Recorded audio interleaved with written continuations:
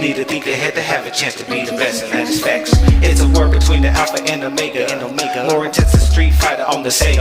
Your team is weak, it's time to make a couple trades. Get a player off the waiver just to plug them in and play. Do whatever that it takes so you can win it. Make it to the ship so you can say that you were in it.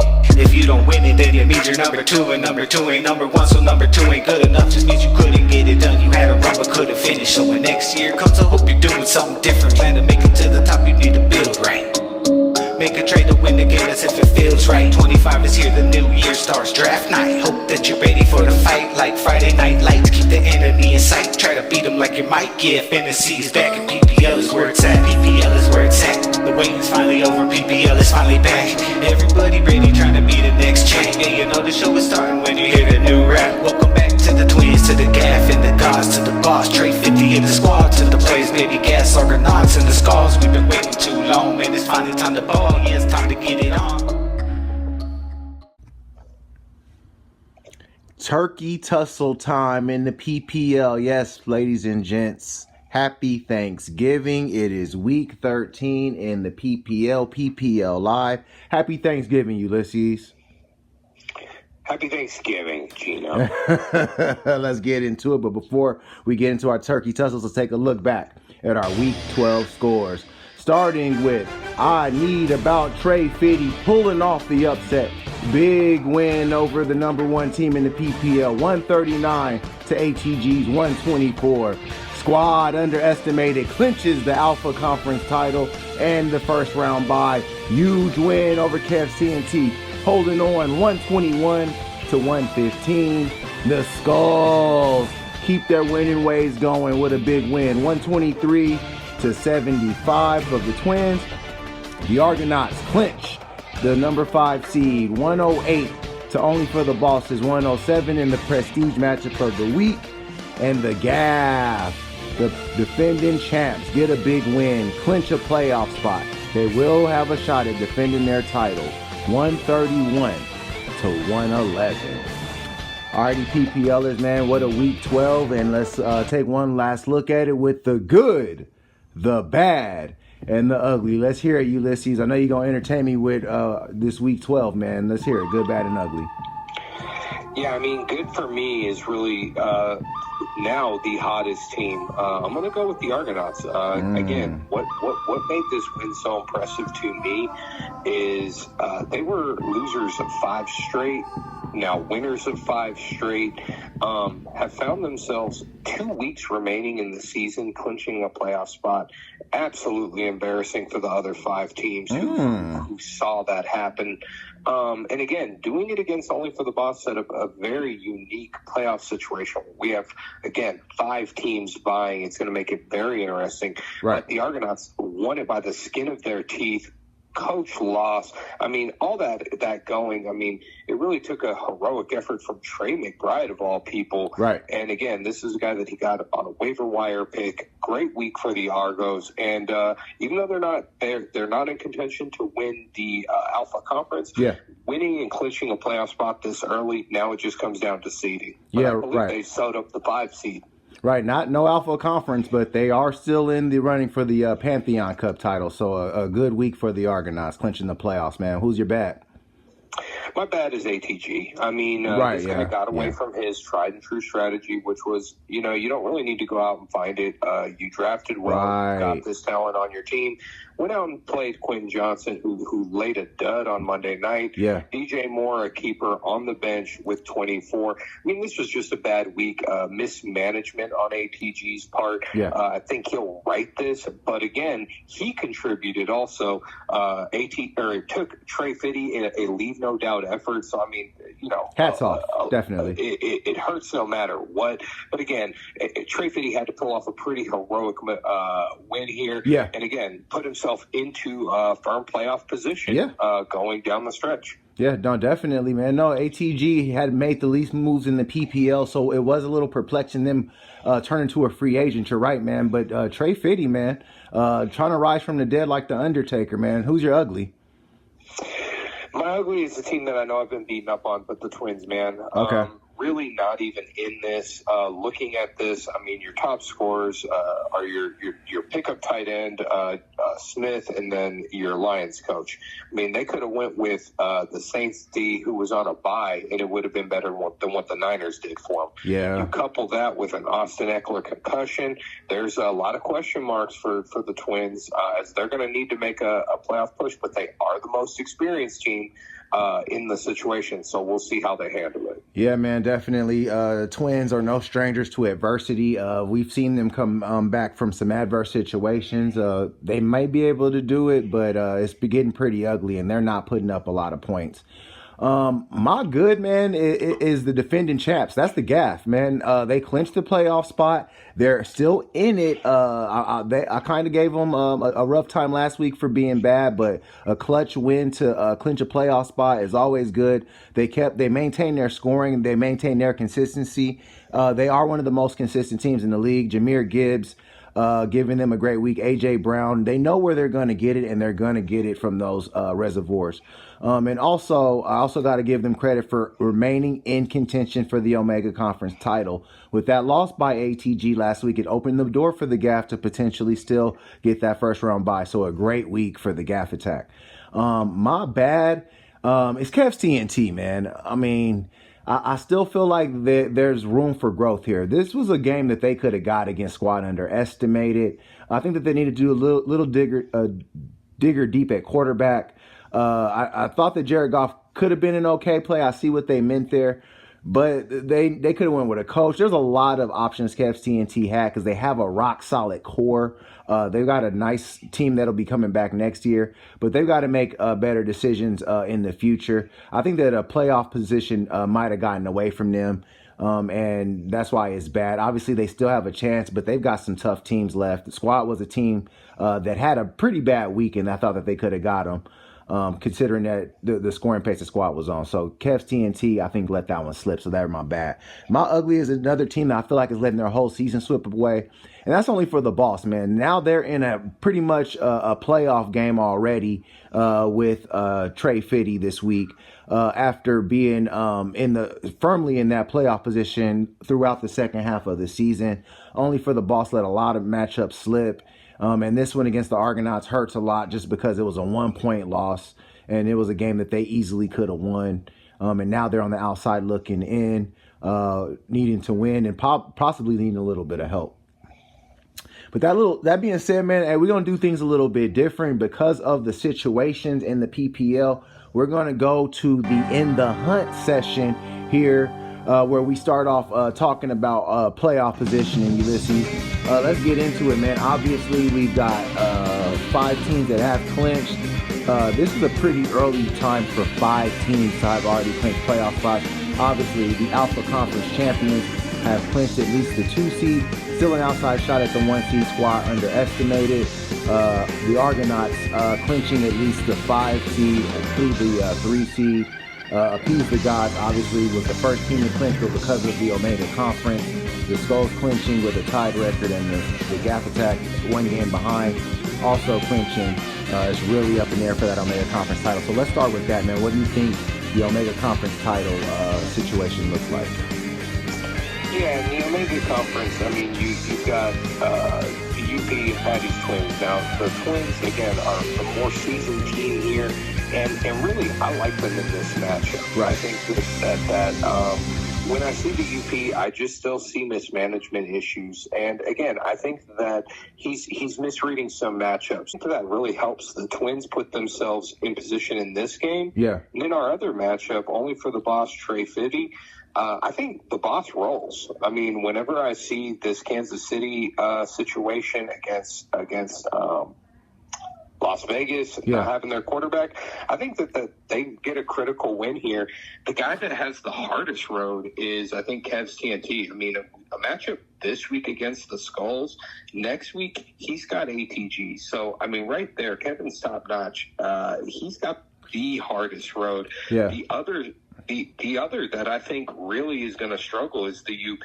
I mean, going against Squad next week, I don't think things get any easier. And same for Only for the Boss. Even if they get this win this week, they play the Skulls next week. And again, the Skulls have really been a top contender. They're going to be going for that Omega Championship. No, definitely, and I don't man. think that they let off the gas. That leaves the matchup between I Need About Trey Fitty and Patty's Twins. But Ulysses, I think there's something that we gotta kind of consider here, man, and that's divisional tiebreakers. And right now, Only for the Boss has a huge tiebreaker over the rest of the other teams, because if they defeat Trey Fitty, they get to that 4th divisional win, giving them tiebreakers over anybody who has the same record with them. So Only for the Boss, pretty much, if they win against Trey Fitty, they have the inside track based on that, don't you think? I think they do have that inside track. Again, what I'm saying is Only for the Boss has not lived up to expectations. No, they haven't. And again, what we can say is, let's say they lose that matchup, right? Yeah. Then that leaves only 2 teams facing other teams in contention here. And that's I Need About Trey Fitty. They're playing the Boss and Twins, and the Twins, who, again, are going to play the UP and Trey Fitty. So these 2 teams are the teams that I think have the best shot. Right. Because, again, I think Only for the Boss can basically clinch. And I think they should. But again, I've had that hand burned too many times. Okay, this fair enough. season with Only for the Boss. And again, I just think that if they don't win this matchup, I don't think they're going to get it the final week against the Skulls.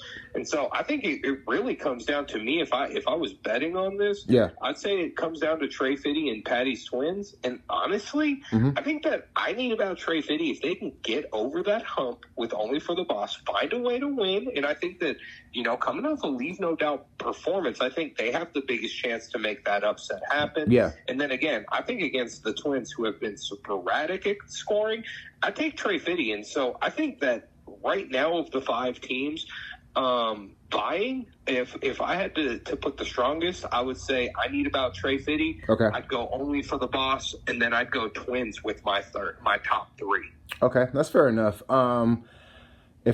The way I'm ranking it and the way I'm looking at it is like this: because of the Only for the Boss's divisional record, that I think that that win against Trey Fitty just clinches it for them. But the reason why I think I have Trey Fitty over them in this situation is because if Trey Fitty wins that matchup, they bring the Boss down to 3-5. They get the tiebreaker, and Trey Fitty, of the teams remaining, it has the best points for. That's another tiebreaker. I think Trey Fitty also has the highest scoring potential of the teams remaining on the outside looking in. So I would put them as my 1 as far as teams to rank. Obviously, I'm going to go with Only for the Boss as the 2, being that all they've got to really do is win this week because of the tiebreaker situation. Now, on the Omega Conference side, I don't think either the United Players or the Twins really have a chance, just based on the fact that they're both 2-5, and one of them's going to drop out altogether this week anyway, and I don't think the other one has much of a chance in the next week's matchup. Kev's TNT is going to have to slay a couple of monsters, and I think that the matchups aren't going to be good for him over that stretch. So if I had to rank it, man, I'm actually going to go Only for the Trey Fitty, being that 6th seed in my ranking. 1 if we're in the hunt, 2 would be Only for the Boss, and 3 is actually Kev's TNT. So I think the Twins and United Players might as well start looking at that next year award and the number 1 pick in the draft and get into rebuild mode, because something's gonna have to give. But with that being said, that's just a prognostication. We are gonna still jump into the matchups individually. And we're gonna start with that first matchup. I think we kind of broke it down anyway, but hey, let's get into it. The United Players taking on Patty's Twins. All right, man. So we kind of looked into it a little bit before, but this is a big one here. The UP coming to this matchup just really reeling from injuries. They lost Rashee Rice this season. They lost Isaiah Pacheco this season. Traded away Dak Prescott, who wasn't performing. Anthony Richardson got benched. It's just been a really big role of the season for the United Players. But then on the Twins side, it just hasn't come together for the once proud 3-time Pantheon Cup champs, man. What do you think of this one? Yeah, I mean, both teams dealing with adversity this season, and I think both really would say that they underperform. I already pointed out the issues that I think are gonna plague Minnesota, but again, where does he go? I mean, I think the one thing, if I was UP, I mean, this is the kind of stuff that he does that just drives me crazy. He's got the #1 kicker on his bench and Jake Elliott in there, who's missed in recent weeks. These are things that just make me doubt UP is serious about this down the stretch, where I think that the Twins are going to be more attentive.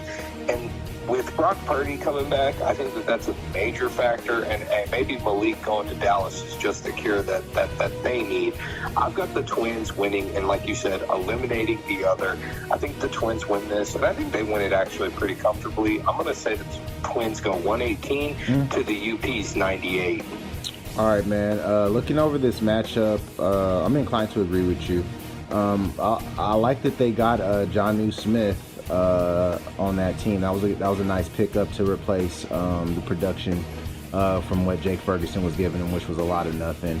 Brock Purdy is their most valuable player. We saw that last week. Their scoring really took a nosedive without having him in the lineup, and they weren't able to replace that production. But let's talk about it. Keenan Allen, a once proud Twin, has been reduced to spot starts and flex roles. There looks like they're going to get him in the lineup this week, but he could have played a huge part along with Caleb Williams for them last week. Caleb was the guy that they picked up and was supposed to be their backup QB, but the week that you're supposed to use him, you don't use him, and it cost the Twins a matchup. Another game that the Twins let get away that if they didn't, the Twins could be firmly in the wild card right now, or in maybe the hunt for Omega Conference title. They've let too many games slip, but on the UP side, I doubt that they take things seriously. Like I said, they tried to string together a lineup at the last second last week, and you're not going to defeat the defending champs that way. And I don't think that they're going to be able to get by the Twins either. I got Patty's Twins getting this one 124 to the United Players 104. And moving on to our next matchup, we go into a potential Omega Conference Championship game. A big one here between these two teams. Polar opposites in the PPL. A long-standing rivalry in the Omega Conference. Appease the Gods going for the Omega title, going up against the Gaff Attack, the defending champs. Yeah, I mean, I love this matchup. I mean, I think that surprised that this one wasn't the prestige matchup, but I understand why, looking at what we have coming up. Right. When I saw this matchup, I looked at the earlier matchup of these teams in Week 5, where Peace the Gods, they handled the gap.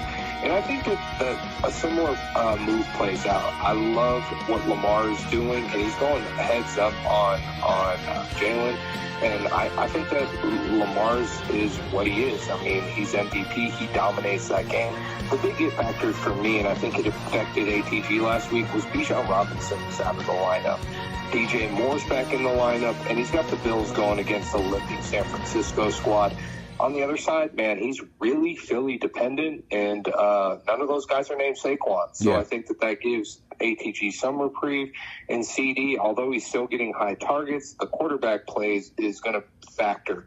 I think Miami has a much better chance of putting up points on the Packers than Cleveland on the Broncos. Yeah. Peyton coached Jameis, so he knows how to shut that down. And as said, I think that the Vikings take an L this week, and I don't think the Bills do.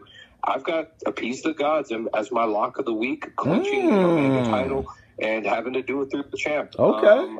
I've got them going 134 to the Gaffs 128. All right. Man, I like both of these matchups, man. This is really one of the tougher ones to pick. But I'm gonna go with you, man. Appease the Gods has been scoring at a high clip, but the Gaff has been so consistent that it's really hard to pick against them. But I think Cade Otton's going to have a big bounce-back game at Carolina. And I like that they're finally getting DJ Moore into that lineup. Looks like him and Caleb are finally hitting a rapport. And Lamar Jackson, I don't think Philly's going to be able to stop him. On the Gaff side, that Baltimore defense is looking better and better by the week. And I think that's going to be a tougher matchup than some might expect for Jalen Hurts. and for Saquon Barkley. So I think that the Eagles may have some issues there. And I still am not feeling the Cooper Rush CeeDee Lamb connection. At the end of the day, I think that may be what slows the Gaff attack down this week. I got a piece of the guys getting this one 139 to the Gaff attack's 132. And moving on to our next matchup, we go on to our big one here in the Alpha Conference. One of these teams will probably be out of it with this one, but it's a big one in the PPO. We got Only for the Boss taking on I Need About Trey Fitty. All right, man, big one here. Trey Fitty, obviously trying to rise from the dead. Only for the Boss, gasping onto that 6th playoff seed. This matchup is basically going to decide how that 6th spot is going to explode. What do you think of this one, man? We talked about it here.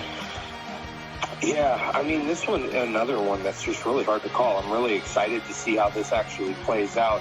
And again, as I look at it, I mean, the core of Only for the Boss, I love. I mean, Patrick Mahomes, Travis Kelce, Chiefs coach. I mean, I expect all of these to flourish under Las Vegas. They're playing on Friday night, so everybody's going to be watching. Right. The guys that I'm not in love with, again, is Cedric Tillman, man. I mean, got hurt last week. He's still in the lineup. I'd be surprised if he didn't make a move there. Yeah.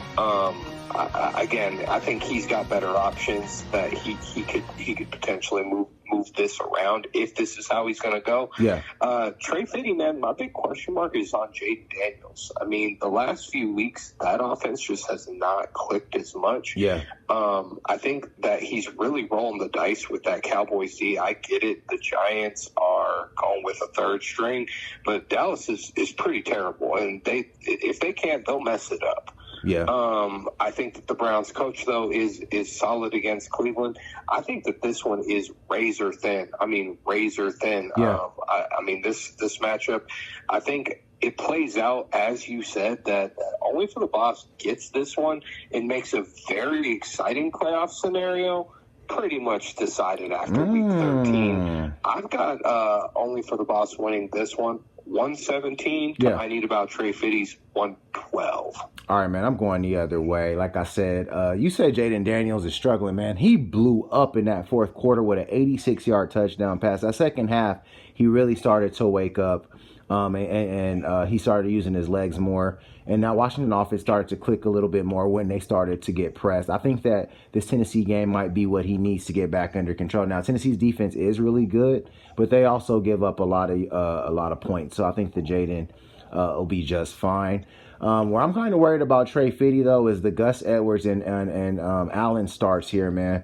Their usual suspects of RBs are just not going to be able to get it done. He's not trusting James Conner in this situation. Now, they are at Minnesota, but Minnesota's defense is giving up so much yardage that even if James Conner doesn't get a big yardage total, he's liable to maybe just fall into the end zone for a touchdown or two. So I don't know about benching James Conner in this situation.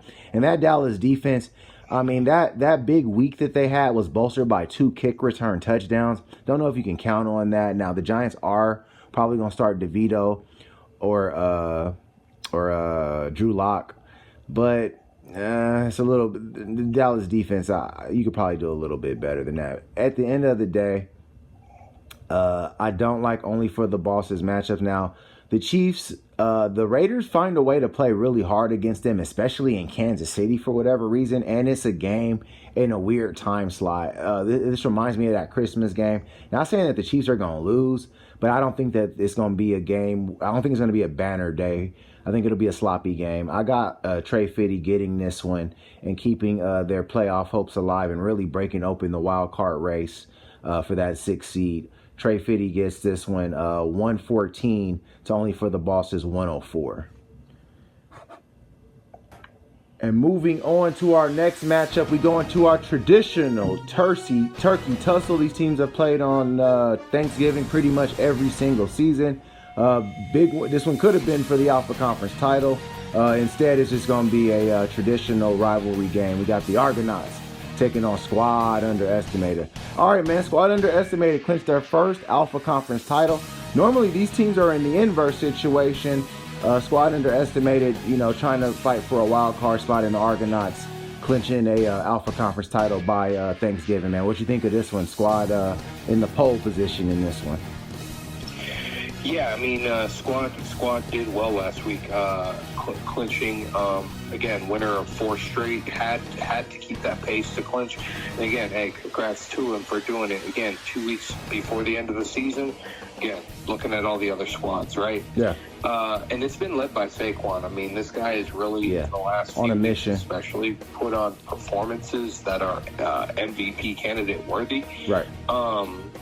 The other areas that I'm kind of looking at, though, I don't think he necessarily needed to move on the Houston coach. I was kind of scratching my head on that one, going for the Chargers. Right. I think, again, I saw that they lost last week, but it's like they're playing Jacksonville, who is terrible, and it's like right. But they probably put a lot in that. CJ going, and you've got Fairbairn, which you've gone with all season. I think that was maybe him doing a little. But I'm saying that's probably a lot in that basket already, so maybe that's why they wanted to move over somewhere else. Well, I mean, sure, but I mean, I think he's going to need a leave no doubt type performance, and you need to stack stuff. If you're going there and you're playing that Jacksonville team, and Houston again has not looked overwhelming. Yeah, they need to show out against the Jacksonville. So, I mean, I think that's where I would be going.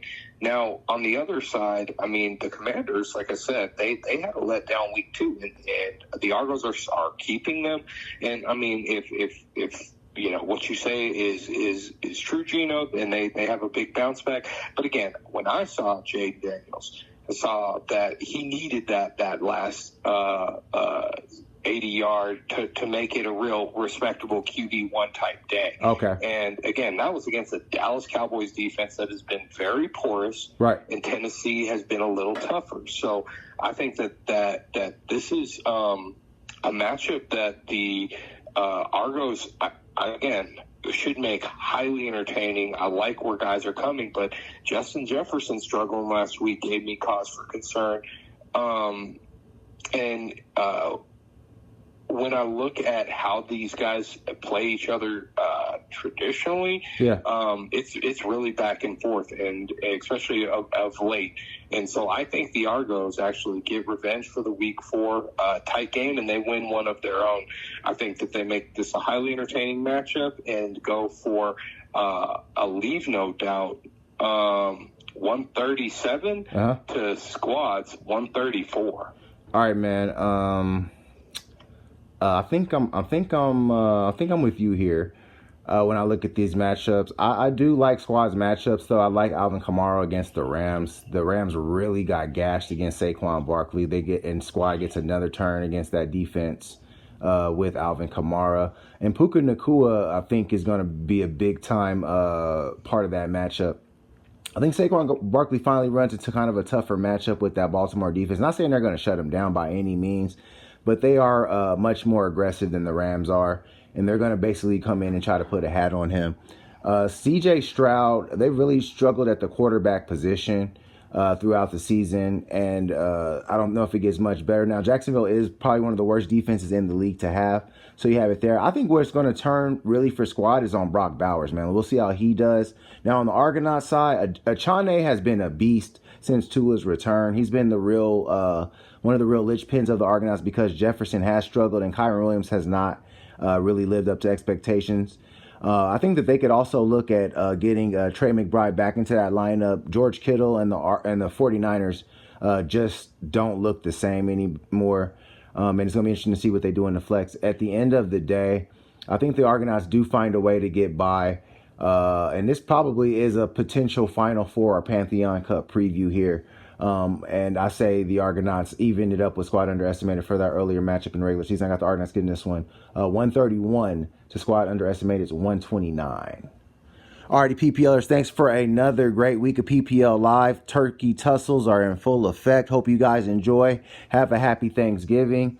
Enjoy. Good luck. Have a good weekend, and may the odds be ever in your favor.